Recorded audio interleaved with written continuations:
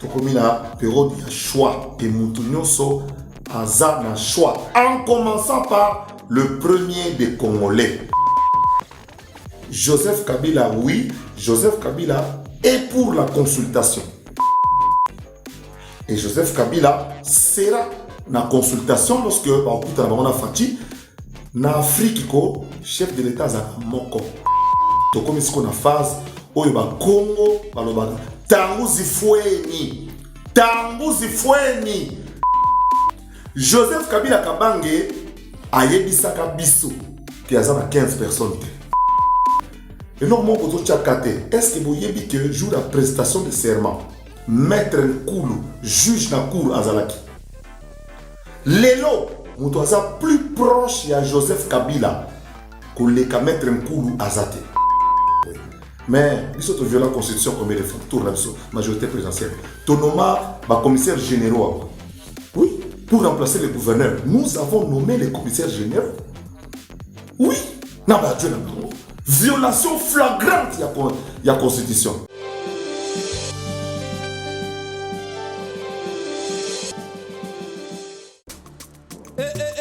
Moi, maman, Kobuka na te yoka lisolo Mama Gisnovitz, yene coach ya l'opposition ya nzoto na bino. Ayena bakisi, ozo traité ba tempo, banduta, baboko na ndenge opesaka mbindo pe bosoto na kati ya nzoto na bino Lokola poche des yeux, ride na elongi, vieillissement, o profiter na cash ne okoma kobomba elongi, okoma kokela nzoto na osoni, kobuka na te, lukaka ka Mama Gisnovitz, okozonga lekeleke, mwete. Kou, maman na ngai Babi Mama Gisnovitz azo soigné nyonso etali l'opposition nzoto na bino. Yo muto betela batampo. Esala keza mvete si la kate. Elonye nzuluka. E koma lokomo batumena depo makala. Yaka potebi docteur azaka kamoko. Coach azaka kamoko. Kozoe eza nango facile. Azape na Facebook, WhatsApp, ba site nyonso internet. Ceux qui ont ba produit na livraison nango eza partout dans le monde. Tobeta www.gisnovitz.com.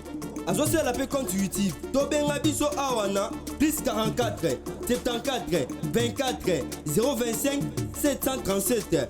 Nabane lisusu plus 44 74 24 025 737. Balapa.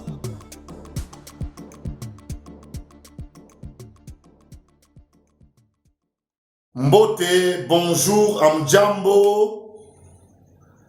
Moyo wenu bande ko ngai na debi ke ebele bozo zela zak la zongla ba direct na ngai na sepeli mingi po tokomi pembeni ya bozongla ba direct na biso ndeko na biso FBT Paul Fikipo atiba moyen pour que na ménager studio Jerry Tansia architecte Ayasa Boulé neni tokozala zalela et puis Beni na États-Unis atindi pe ba matériel ya kosakanate déjà moni mo ndenge zali configuration na comme système au téléma ko pese la ka hydrogène zala nazo meka matériel comme un lobby. Merci pe na Jafar DFC Jafar pour la participation na yo. Merci na ba député surtout il y a législature na biso particulièrement honorable Serge Maemba, honorable Wenga Bido surtout. Merci pour na boza pour soutenir nenge na bedano ba direct de temps en temps pour la décortiquer actualité par rapport à nenge na yebi. Bandego, mboka to komi na niveau ya choix. To komi na niveau ya choix, c'est-à-dire na niveau ya sacrifice. Un choix est un sacrifice. Quand on choisit, et puis choix wana est exclusif. Oponi eloko moko musu etikali. Obi oponi moi, otiki butu. Oponi lipa otiki nguba. Tokomi na choix entre deux biloko, entre le mal et le bien. Tokomi na période ya choix et Moutounyoso aza na choix. En commençant par le premier des Congolais.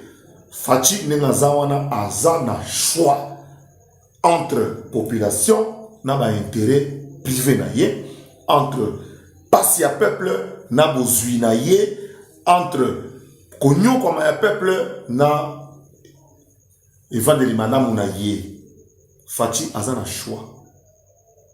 Na kozonga na ba détail sur ce qui a été dit. Ce que je vais vous dire actuellement. ezali par rapport, il y a un des acteurs oyo batu oyo bazandinga bazoka ko expliquer bino bien te. Joseph Kabila, oui, Joseph Kabila est pour la consultation. Et Joseph Kabila sera na consultation lorsque bakuta na bango Fati na Afrique ko chef de l'État za moko.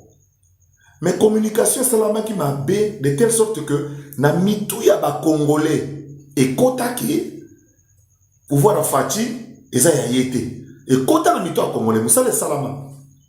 Mais entre temps bato ba comprendre te.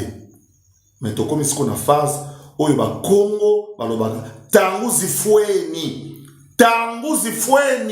mwana na mwana bendana okwei ba nyati yo otikali oleli mai eza ko yana puissance ko sakana te mbonge eza ko kende elobi nango Jekoko Mulumba arche de Noé kota ubi otikali libanda kota porte eza polele po likolo eza koinda mwana bendana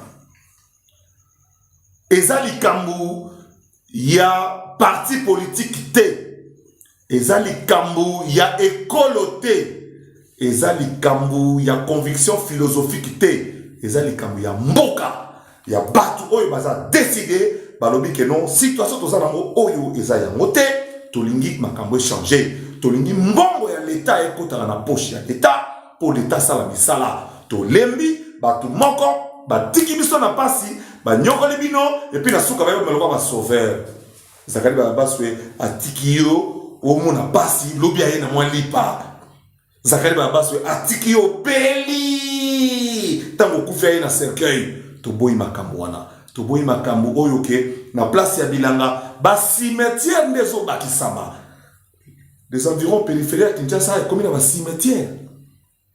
Mon temps 2 hectares pour s'assurer que en moins de 2 ans, pas de bakutunda na kokufa.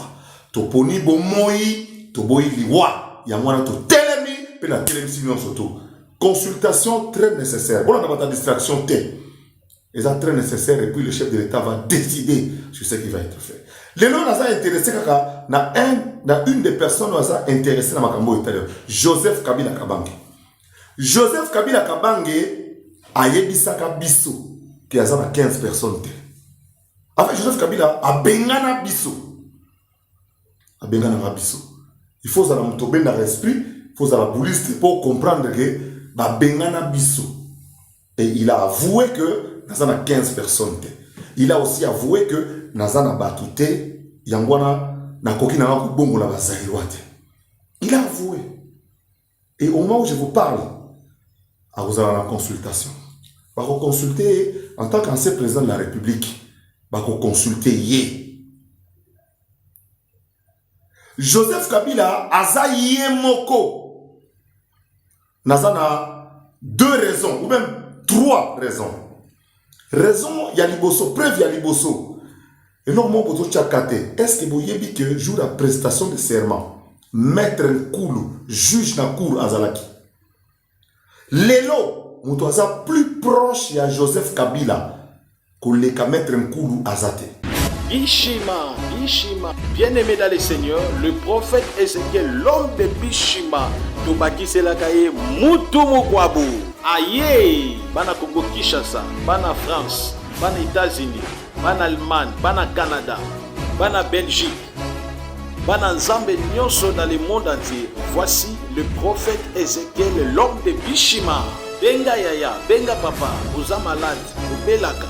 Cirrhose de foie, cancer de l'estomac, cancer de matrice, cancer de cerveau, cancer de sein, épilepsie, diabète, rhumatisme, impuissance sexuelle, hémorroïdes, VIH-Sida, hépatite B, faiblesse sexuelle, mobali akimayo, mwasi akimayo, apesayo 500 mètres.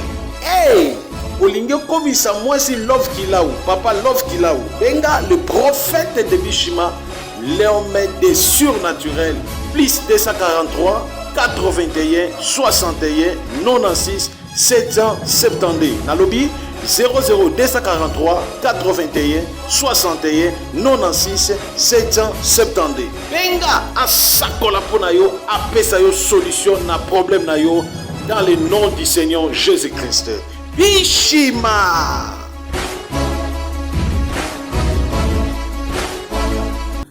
Et normalement, pour est-ce que vous voyez que jour la prestation de serment, maître Nkulu, juge na cour Azalaki. Lelo, on doit être plus proche de Joseph Kabila que le maître Nkulu Azate. Maître Nkulu Azat juge la cour constitutionnelle. Nous avons inquiété.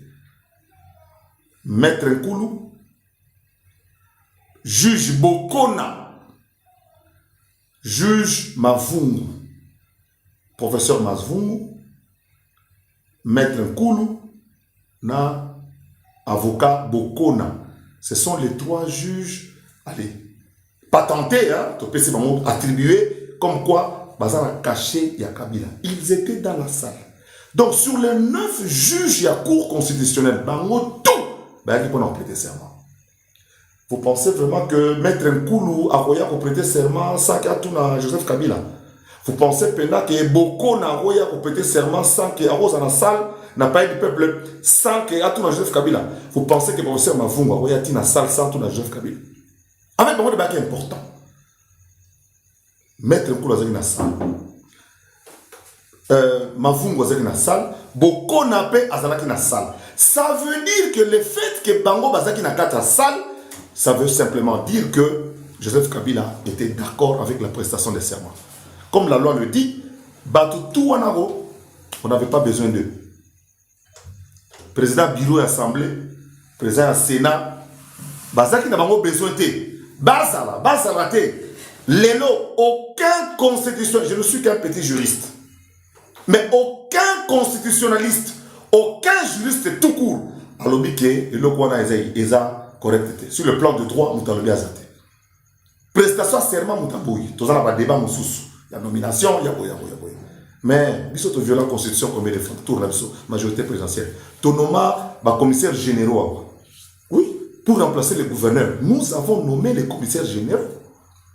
Oui, violation flagrante, il y a constitution. Nous avons pas azate. Donc, violation constitution, il y a sur le plan de régularité à faire. Donc Joseph Kabila était dans la salle à travers Bokona, Mavungu, na Maître Nkulu. Preuve à Liboso que Azana Ngulu Pawanate. Deuxième preuve, est-ce que vous voyez que le jour Kabila Yaka, le 15 septembre 2020, Joseph Kabila a assisté à la rentrée parlementaire dans le Sénat. Aïbissa Moutoute. Soki Bayebaka, Bouyebiti. Il y a un drapeau et téléma.